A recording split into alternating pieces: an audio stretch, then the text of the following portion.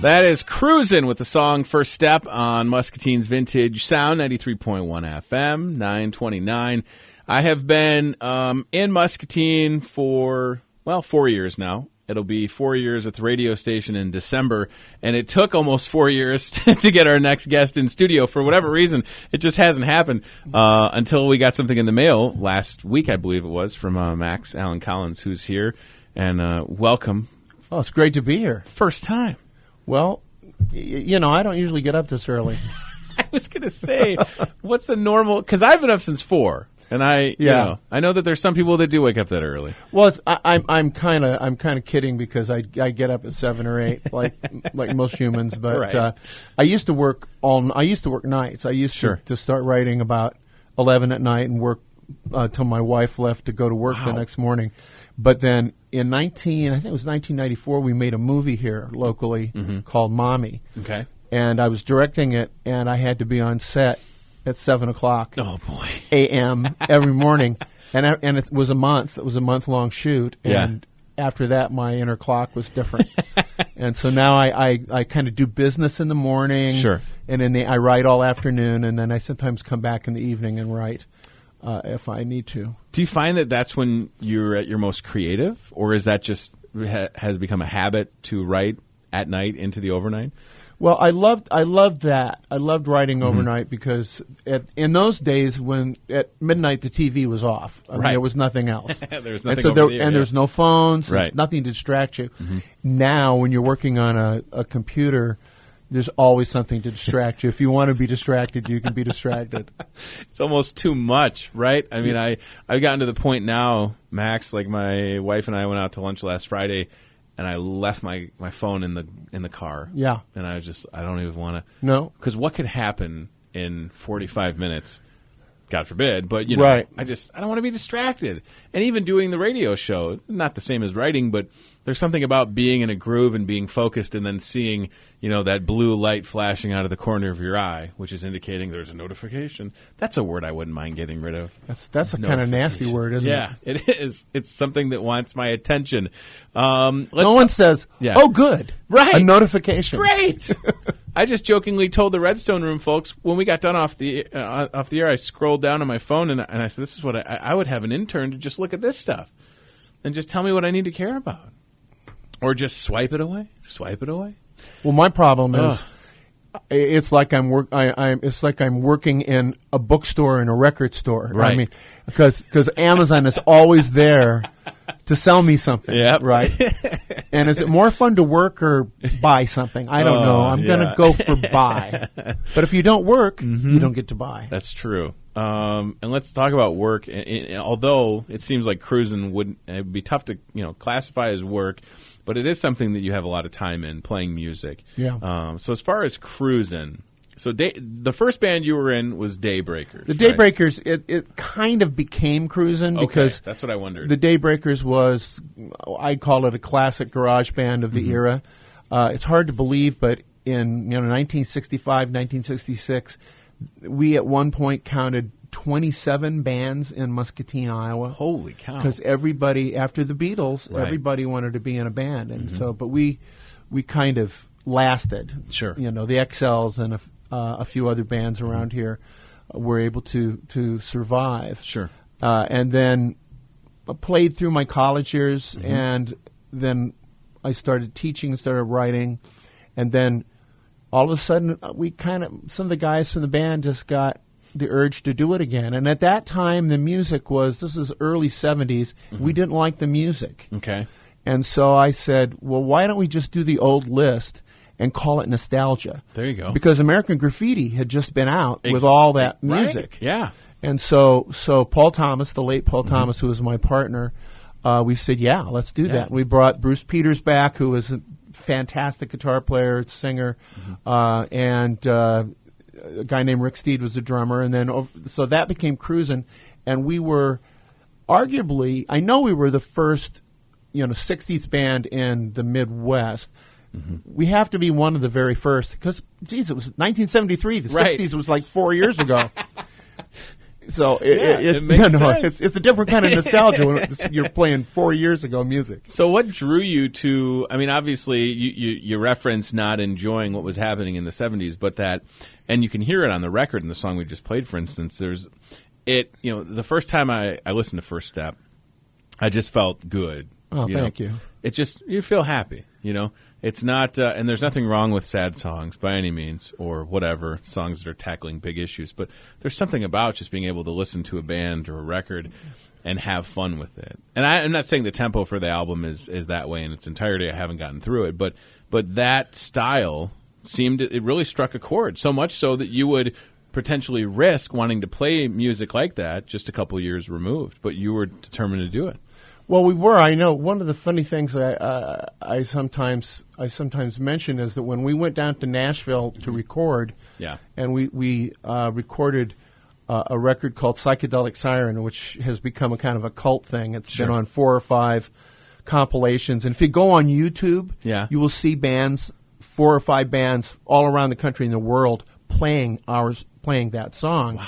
Wow! And that's, as I say, we did that in '67. When we were and so you got to remember, we were Paul Revere and the Raiders, the Turtles. Mm-hmm.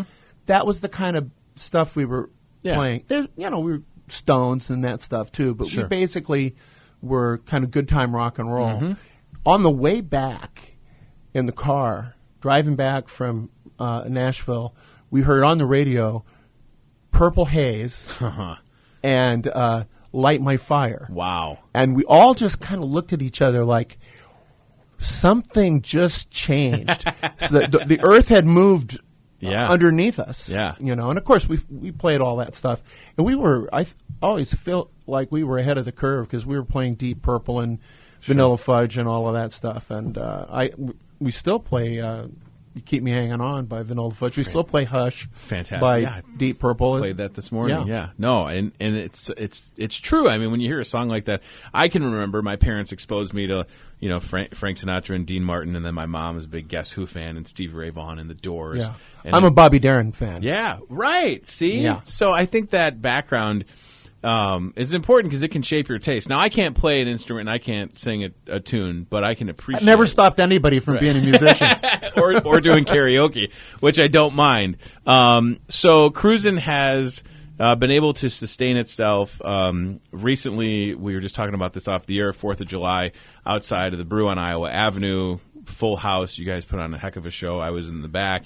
And now the goal is to take Cruisin' into the Iowa Rock and Roll Hall of Fame, right? Is that correct? The Daybreakers are in the Iowa Rock and Roll Hall of Fame. Okay. And now we'd like to get Cruisin' on its own recognized, in part because I just want to be able to play another one of those concerts. Right. Because it was really fun to play the induction concert. Yeah. But I do think we accomplished something in being one of the very first vintage bands. Vintage, the classic rock kind of bands. And that we've lasted this long, and we've done we've done our share of recording. Yeah. And so I think we deserve it. You can go to our Facebook page and see how to help us out here. It's like a click of a link, and you can vote for Cruisin'. Yeah. Does that voting end soon, or? And I don't know if you know the answer. I do not know the answer. I know this is the time of year they tend to do it, and because they announce it early next year. Perfect. So we want people to go to Cruisin's Facebook page and click the link and help make this happen. Yeah, you have to there's a bio that you have to paste in, and I mean, it's not super easy, but it's pretty easy. Well, if I could order a TV on Amazon, I could probably vote for Cruisin' to go into the Iowa Rock and Roll Hall of Fame. I think I can handle that. I want to transition a little because the things that you've done in your career, and I don't even know if we have enough time to scratch the surface, but you have been so multifaceted in music and writing and having things adapted into television and movies. I don't even know where to go. Let's just talk about what are you writing currently, and then maybe we'll backpedal a little bit. But at the moment, are you working on anything in particular? Well, I just finished a book with my wife, Barbara. There's a series we do that's kind of set in a Muscatine kind of setting that's different from what people think of with my work because generally my stuff is kind of tough, noir. Sure. But these are what they call cozy mysteries. We were more in the area of Murder, She Wrote. Gotcha. And they're very, very funny. And the byline is Barbara Allan, so it doesn't have my name on it. It doesn't have my wife's name on it. Sure. It just says, but it has both our names, Barbara Allan. Cool. And antiques is the theme, and it's always in the title. They're very funny. And people from around here will recognize a lot of, I won't say people, because that's what gets you sued, but they'll recognize places and things and stuff from Muscatine. I love that. Yeah, I know about cease and desist. Let me tell you, one showed up at my house, and it was like a book, quite honestly. Is writing humor? Was it a challenge because of the stuff that you've done? As you make references a little. Not that it was gritty all the time, but writing humor can be tough because something that you think is funny, will it be perceived that way when you're reading the page? I've always had a lot of humor in the work. Most of my the noir, hard-boiled kind of stuff is very darkly funny. It's I've always been a smart ass. What can I tell you? There's just it comes easy to me, and my wife has a really good sense of humor too. So she puts in every joke she can think of, and then I put in every joke I can think of. It's pretty darn funny when you add them together. I should give the latest one is called Antiques Fate. Okay, and that's been out a couple of months. And I'm going to be doing another one of my Nathan Heller books before too long. Nice. And I'm doing the stuff that I do with the Mickey Spillane estate. I just finished not too long ago another of the Mike Hammer novels, working from an unfinished manuscript from Mickey's files. I've done like 9 of those, and that's a childhood dream because Mickey Spillane was my hero. He's not as well known today, but he was, in fact, the best-selling mystery writer of the American mystery writer of the 20th century. Wow. Overall, best-selling mystery writer is Agatha Christie. Sure. American is Mickey Spillane, and of course his character Mike Hammer. When you get those works that are is it like halfway done or more than that? They've varied. I began with works that were about 100 pages. Wow. And then I would deliver 300 pages, let's say. Yeah. So I had a good, substantial portion of the manuscript. And there were about half a dozen of those. And then it came into like, well, maybe there's a couple chapters and some notes. Sure. And, I've always had something relatively substantial that I could deal with, so that it really has the flavor of his work. And the biggest compliment I ever get is when people say they can't tell where Spillane leaves off and I begin. Holy and cow. I get a real kick out of it because when they will quote lines in a review, a lot of times one of them will be Mickey's and one of them will be mine, and they don't know that. Sure. And I think, wow, I'm doing something right. So and that when you're doing that and you're taking on something that's halfway done or whatever, right, a lot of pressure internally, I bet. I mean, or do you I've never not felt that way? Okay, I wonder about that because that is daunting. But you've done it now. Well, see, Mickey and I were good friends, yeah. And it began with him he knew he was dying. He had pancreatic cancer, and there's not a lot of, there's nothing but exits with that stuff. Yeah, and he called me about a week before he passed and said, I'm not going to finish this current Mike Hammer book, and I'm not going to be able to. Will you finish it for me? And once he said, I believe in you. You're who I want to have complete this. In other words, if he believed in me, I believe in me. Yeah. And then he told his wife, to Jane, to round up. So there'll be a treasure hunt around here after I'm gone. He had 3 offices in this house. Holy cow. And so my wife, Barbara, and I went down to South Carolina where he lived, and we and his wife went through offices. And we came away with all these manuscripts because he said to her, take everything you find and give it to Max. He'll know what to do. Wow. So it's just a childhood dream for me because he was my hero. It's such an unbelievable thing to be able to do. If you're just joining us, Max Allan Collins here talking cruising, writing, life. And now we have a TV show. And a TV show. Thank you. Great segue. Quarry, Cinemax. Yes. Okay. Before we talk about that, at any point, and I'm glad that you're still in Muscatine and you're tangible and you're here, but you could live out west or east. But was that ever a thought? The things that you've done, sometimes it would make more sense. And I don't know if you anticipated things to get adapted to movies or TV shows.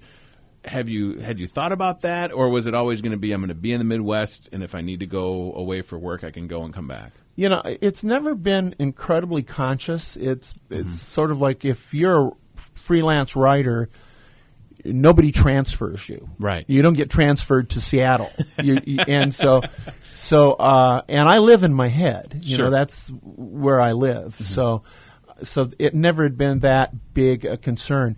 At one point, before my son was born, my son Nathan, we thought about going to Chicago. Sure. Because I do the Nathan Heller series. I do a set in Chicago. It's very much a Chicago-rich kind of thing. Sure. And I was finding that I couldn't get publicity in Chicago because I was not a Chicago author. And so I thought, well, hell, I'll become a Chicago author.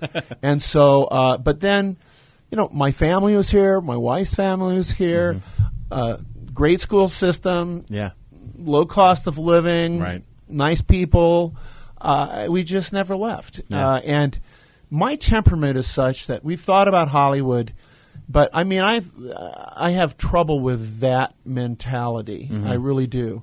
I know when I went out there in the 70s and did a picture, and the director, I'd sit down with the director and he would say, well, now the receptionist's father thinks that you should do this. And I'm like, excuse me, the receptionist's father? Well, he went to college. And I'm like, yeah, I went to college. And I actually studied writing at the writer's workshop. So maybe I know more about it than the receptionist's father. And the same director, when I handed in a draft, I once did 26 drafts. Holy cow. Of a piece. Yeah. And if you saw the picture, you'd wonder if even one draft had been done. Jeez. And I turned the draft into him, and he said, great. Now, in your next draft, we're going to focus on... I said, no. I don't take notes on the current draft until you've read it. And I don't, don't think about what I'm going to do next till we look at what I've done first. So that kind of thinking, it's unbearable. Yeah, that's too much.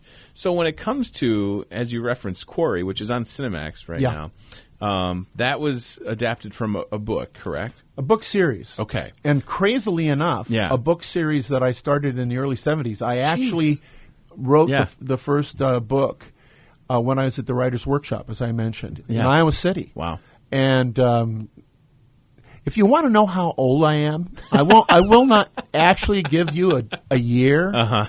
But here's the thing: I wrote the Quarry series as contemporary, and now it's historical. Jeez, because they're doing the TV show set in 1972, which is basically when I wrote it. Jeez, and now when I'm writing books about Quarry, they're set in the 70s and 80s. For one thing, I can't let I can't have a hero in a book be 65, 70 years old. Right, sure. It's quite fly. So that you had worked on that for a while, and then is it something that you wanted to develop into television, or did someone get their hands on it? I kind of have experience talking to people on how that works, but for people listening that don't understand something you've written to getting it, to where they watch it every week on Cinemax, it's not an easy process. But is it something that you wanted for that? Well, it's not an easy process. It's a miracle. I mean, it's crazy. Sure. And basically, you have various agents and so on who just pass your stuff along to the Hollywood people, and then maybe you get a phone call. It's that hard and it's that easy. And sometimes they'll pick your book up in an airport and read it on a plane and then call and say, I want to make a movie out of this, or I want to make a TV show out of this. I think one of the things people don't know is that a lot of things just don't happen. Yeah, sure. I mean, I've probably had 12 or 13 other projects that got close to being on TV. Maybe they made a pilot, but then it never saw the light of day. Yeah, and it didn't see the light of day. The one that I often mention is that we we had a version of a character, Ms. Tree, who is a female private detective, and they had a really hot director, a guy who had a big hit TV show. Mm-hmm. They had Raquel Welch lined up to play the character. They were ready to go. They're ready to go, and the guy actually had what's called a player pay thing, which has nothing to do with politics, actually. It just means they pay you even if they don't want you to do it, they pay you anyway to make you go away, essentially. Yeah. Mm-hmm. And we were this was all set. This was set in stone. Yeah. And I think it was ABC said, well, this is a very kind of tough show. Really, really, and it's violent. Yeah. And we have another show we're thinking of. We're going to pick between the two shows. And they picked the other show. The other show is NYPD Blue.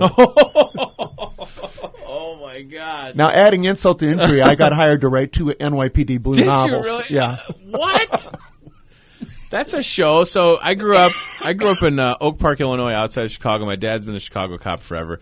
I probably watched NYPD Blue at too young of an age, and I've interviewed Jimmy Smits and Dennis Franz. Franz is great.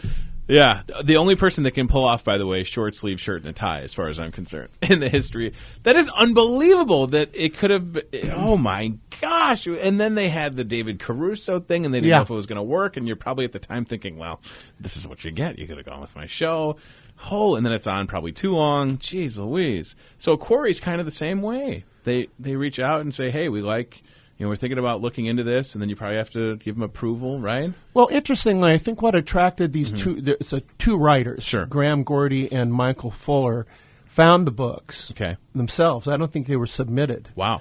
And liked the books and were fans of the books, and were really attracted to the aspect of Quarry being a Vietnam veteran with, traumatized Vietnam veteran. Of course, when I was writing it, that was a contemporary subject. Sure. And the character was based on a friend of mine. Wow. And, who'd gone over there and had bad things happen to him. But now it's something reflective. Sure. And I think they like the idea of the Vietnam veteran and the Vietnam War to be something that has some echoes with what's happening today. Sure. Mm-hmm. So a lot of times it's sort of like science fiction. Mm-hmm. When you do a period piece, you can talk about today in a sort of safe way. Sure. Yeah. Because you're not on the nose with it. You're giving people a look at it and let them make the connections themselves. Oh, this is like, and science fiction and doing period stuff. And a lot of what I write is period. Sure. Or historical. I'm still in the 20th century. I have not quite caught up yet. Yeah. I can't tell you I'm wild about the 21st century. This is going to be a hard one to have nostalgia for. Sure. Yeah. Yeah, I can see that. I feel the same. And even musically, there's.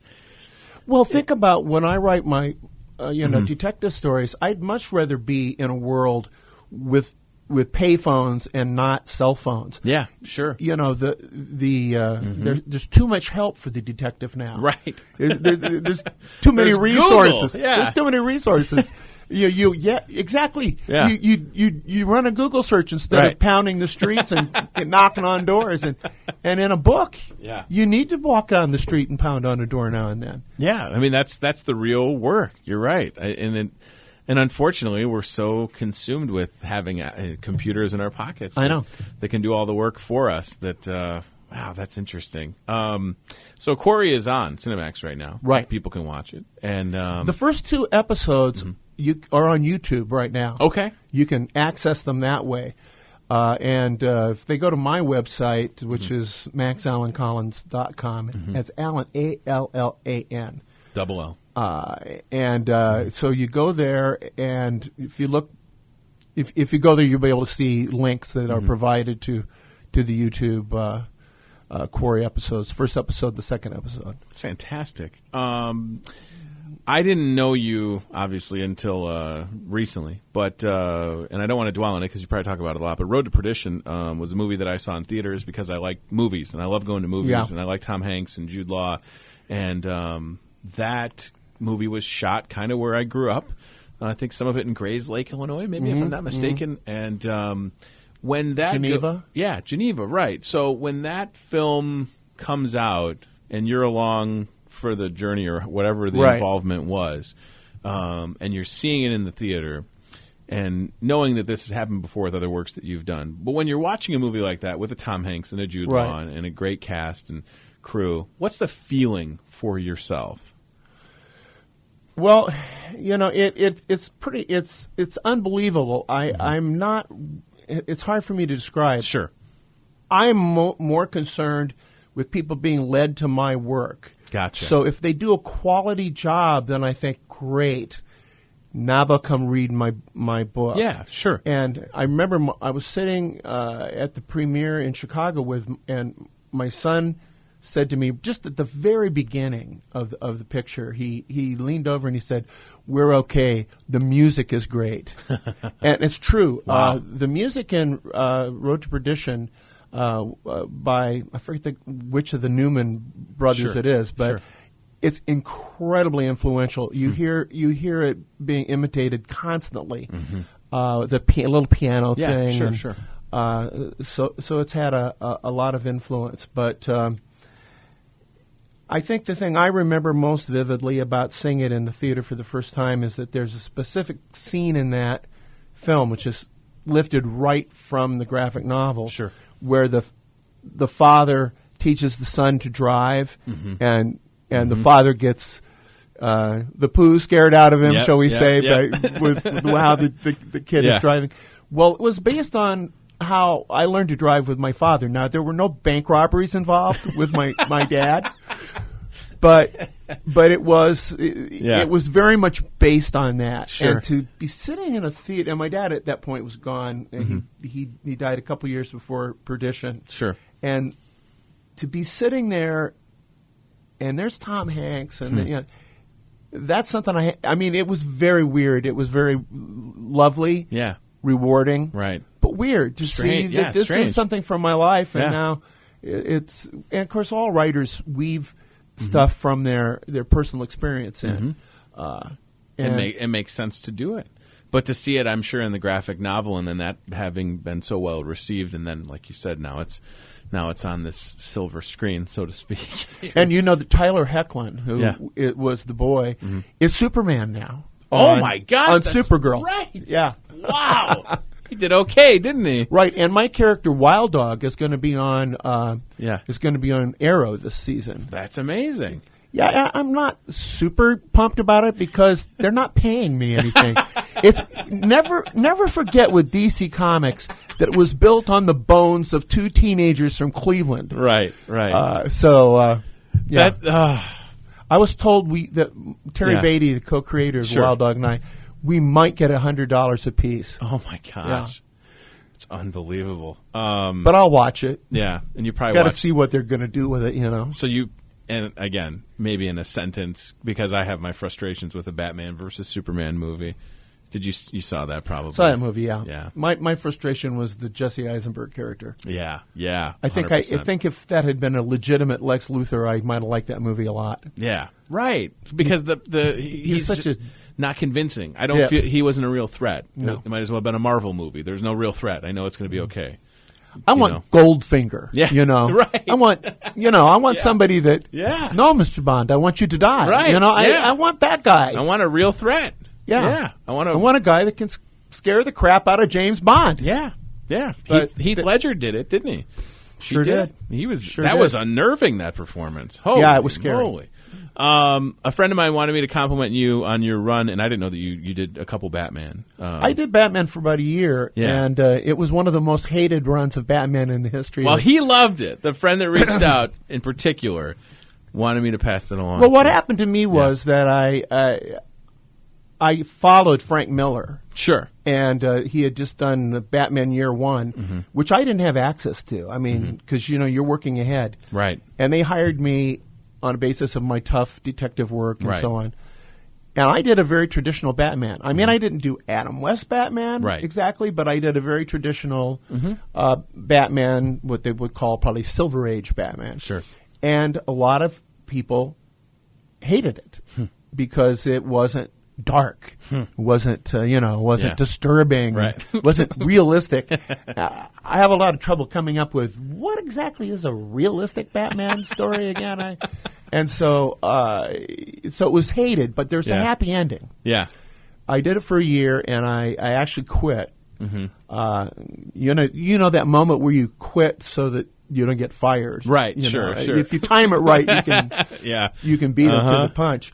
Well, Toys R Us went to DC Comics and said, we want to put some packages, little, three comics in a little bag, little plastic bag of Batman, because the Batman movies were out and it was all really popular. Sure. And so they looked at the last 5 years of Batman. Mm-hmm. And what they picked to put in Toys R Us were my issues. That is awesome. Only my issues. And I got fantastic royalties off of that. Sure. So while they all hated, while the fanboys hated me, Toys R Us I was home counting the 20s, Oh, man. I love it. Green is the best revenge. Yeah, right, isn't it? Man. Well, I'm going to have you back in because I feel there's a couple more subjects I'd like to talk about. I want to thank you for putting some of the Cruising stuff on the air. I mean, it's such a great station. Yeah, well. My friend Jamie. Yeah. Jamie Hopkins, who played with us for a while. Yeah. And his dad played. When you have two generations of drummers in a band, you've been around a while. It's not a bad thing. Cruising on Facebook. Check it out. Help get Cruising into the Iowa Rock and Roll Hall of Fame. Watch Quarry on Cinemax or on YouTube, maxallancollins.com. Yes. Can link you there. I love when your wife and yourself go see a movie and you post a review. And there's been a couple recently that you may have exited early from. Yes. And I kind of wanted to do the same thing. So I think we're on par with a lot of those. So thanks for your time, man. Can I mention that? Yeah, sure. Apropos of Cruising, sure. We are playing this weekend for my 50th class reunion, the class of 66. Yeah. And looking forward to seeing all my friends. And we've been learning learning stuff we haven't played because, we got to play Satisfaction. Well, sure. we got to, there's this list of things you just got to play if you're playing for the class of 66. Oh, I love it. So if you're in the class of 66 and haven't got your money in yet, do it. Do it. Yeah, and unfortunately, we can't really invite the public to that per se. Well, if you're a grad and you want to walk in to Geneva Country Club around 9:00, who's to say? Now, what about a guy that works on the radio station that might be coming back into town around that time if he popped in, maybe in a disguise? I fit in. Borrow a letter jacket. All right, friends. Max Allan Collins. Watch Corey and support Cruising, and we'll definitely have you back because there's a lot of other subjects that we can touch, and I could go on and on. I mean, I really appreciate the time. Seriously, it's fun, and I'm glad that you're here and the Cruising is still doing well. And say hi to my lawyer for me, will you? I will. Yeah, we that's Steve Kundle, our drummer. We feel it's necessary to carry in-house counsel. It's not a bad thing to have your drummer also be able to represent you. That's for sure. Thanks again for your time, sir. I appreciate it. All right, we're going to take a quick break, and then we'll come back and wrap things up. Hang on. Download the free